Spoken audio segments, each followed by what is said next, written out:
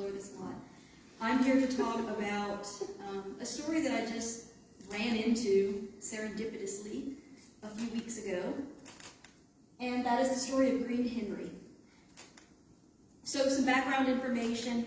A lot of you already know about this research project I do, Against All Odds, which it's designed to document the lives of around 150 black men who held public office in Mississippi between 1870 to 1894 during Reconstruction, largely.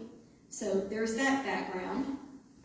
And then Susanna Urel, who will be coming here soon, yay, she has this grant-funded project, Civil War and Reconstruction Governors of Mississippi, which allows the public to transcribe thousands of documents that they were able to scan from the Department of Archives and History, letters written to the governor during the Civil War, and then long Reconstruction period. And I transcribe a lot of documents for this site, and it's kind of a service thing, but it's also a selfish thing because I can find really cool documents related to my research as well. Just as an example, I transcribed some documents just this past week that were a whole bunch of personal testimonies of what happened to people during the Clinton massacre in 1875. And I plan to use a lot of those eyewitness testimonies in my governor's school class that I teach about the legislators in June. So with that background out of the way, I was transcribing documents and I came across one of many, many, many petitions for pardon. And this one was 21 pages, and I ran into Green Henry. So this is the first document in the grouping, and so far it's just a typical petition for pardon. Somebody says, somebody shouldn't have been convicted, please pardon him.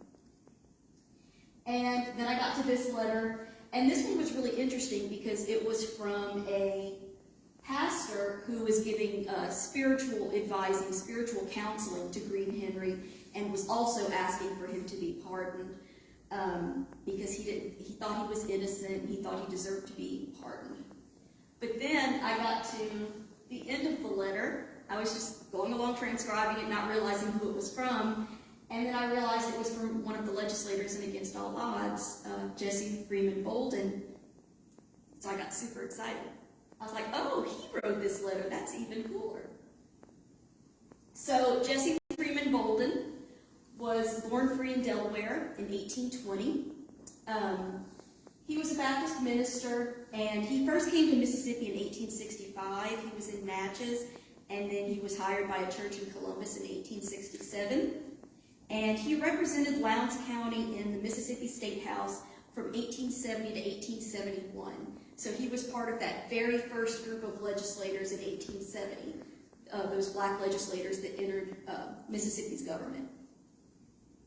And incidentally, if you know sort of what goes on in Columbus, their 8th of May Emancipation celebration that MSMS does, Jesse Freeman Boulden is frequently one of the people portrayed in that program because he was from Columbus, and he's buried in the cemetery where they do that program.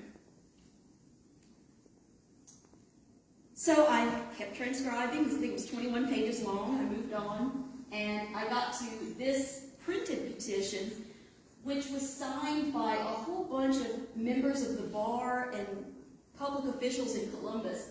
You can see there's a sheriff, there's a circuit clerk, deputy circuit clerk, chancery clerk, a whole bunch of members of the Columbus bar. So these are really, really important people saying, hey, you need to pardon this guy. And they have a whole long petition of all the reasons why he should be pardoned, chief of which is that he did not have a lawyer. And he was about 18 years old, 18 or 19, and he was sentenced to death, and he didn't even have a lawyer. So then I got to this letter. I was really getting into the story at this point. And then I got to this letter where, sadly, it seems like Green Henry got scared. You can imagine he's just a teenage boy. He's about to be sentenced. He's been sentenced to death. He tries to escape, and apparently, from what I was able to read, he shot the jailer. From everything I read, the shooting was an accident, including the people who were against him. But they said it was an accident. But that kind of sealed his fate, that attempt to escape and shooting the jailer. So this is a letter, again, from Jesse Freeman Boulden, saying he retracts his request for pardon. And I pulled out a quote at the bottom: "I take it all back and ask nothing for him at all," which is kind of harsh. So then I got to the last page of the set of documents, and there's two words here that just sealed Green Henry's fate, and those two words are "no action." So it's a petition for pardon. The governor's saying, no, we're not going to do anything. Let the death sentence proceed as it was sentenced. So I emailed my friend Mona Vance Ali at the local history department at Columbus Public Library, who they have terrific and indexed court records from Columbus. They're so fortunate to have that. And I asked her, hey, do you have the case files for Green Henry? And she said, yes, I do. So I drove over there on one of my research days, and I got to go through the original documents from the case. It was really exciting opening up those original documents because I'm a nerd. So I got to go through those court records. I didn't really learn much new. I was hoping to find more of an idea of the story of why he was sentenced to death, like what his crime was. Some people said it had to do with self-defense, some people said it didn't, so it's kind of muddy, and the court records didn't really explain the situation at all. But to me, the important thing is that he didn't have a lawyer, and you shouldn't be sentenced to death without a lawyer, especially if you're a teenager. So I went and looked at newspaper articles. I wanted to, find out what happened in the end. His execution was delayed because his case did go to the Mississippi Supreme Court. They also passed on it, amazingly. So Green Henry was executed in Columbus on July 31st, 1875. Jesse Freeman Boulden was on the gallows platform with him, and the newspaper articles talk about Boulden giving a speech and saying a prayer for him. And the first attempt at execution was botched. The rope came undone, so he fell to the ground, and they just brought him back up and hung him again. So it was also just a really bad situation. So what do I plan to do with this story? I want to write an article, probably for the Journal of Mississippi History, about this case and where it fits into the history of the Sixth Amendment, which is contains the right to an attorney, and also the 14th Amendment, which is equal protection under the law for all citizens.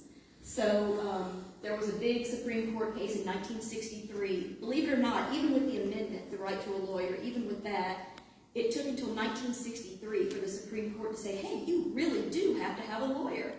And so there's a long legal history here that I'm going to need to get into, but that's what I hope to do with this, and to kind of fit this case into Reconstruction through the connection with Jesse Freeman Boulden, into the rights of African Americans, and also into this legal history of the right to an attorney.